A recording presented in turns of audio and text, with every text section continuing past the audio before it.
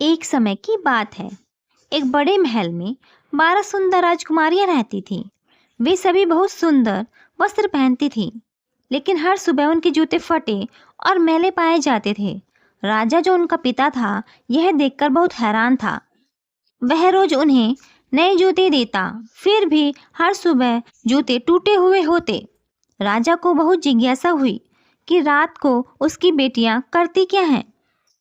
एक दिन उसने पूरे राज्य में घोषणा करवाई, जो भी यह पता लगाएगा कि मेरी बेटियां रात को कहाँ जाती हैं, उसे मैं इनाम दूंगा। कई नौजवान राजकुमार आए और प्रयास किया, लेकिन कोई भी यह रहस्य नहीं जान सका। इन्हीं में एक साहसी लेकिन गरीब युवक भी अपनी किस्मत आजमाने निकला। रास्ते में उसकी मुलाकात एक बूढ़ी औरत से हुई, जिसने उससे रोटी मांगी। उस दयालु युवक ने तुरंत अपनी थैली से रोटी निकालकर दे दी। बूढ़ी औरत ने बदले में उसे एक जादुई चादर दी और कहा, यह तुम्हारे बहुत काम आएगी।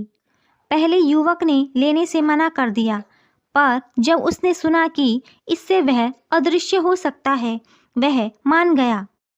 उस रात युवक ने चादर ओढ़ी और अदृश्य हो गया।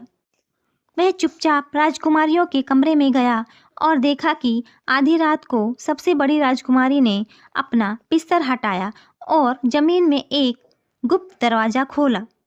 सभी 12 राजकुमारियां धीरे धीरे उस दरवाजे से नीचे उतर गई। युवक भी उनके पीछे हो लिया। कुछ देर चलने के बाद वे एक झील के किनारे पहुंची, जहां 12 सुंदर राजकुमार नावों में उनका इंतजार कर रहे थे। राजकुमारियां उन नावों में बैठ गईं और सभी एक भव्य महल पहुंचे, जहां पूरी रात वे राजकुमारों के साथ नाचती रहीं। अदृश्य युवक ने सब कुछ देखा। सुबह होते ही वह राजा के पास गया और उसे सारा हाल बता दिया।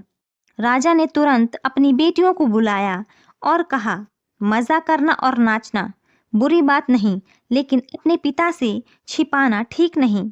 जब तुम अपनी जिम्मेदारियां समझोगी, तभी असली खुशी का आनंद ले सकोगी।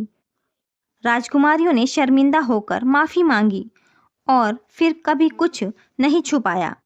राजा ने उस ईमानदार और साहसी युवक को अपना शाही सैनिक बना दिया। उस दिन के बाद महल में हमेशा खुशियां और शांति बनी रही।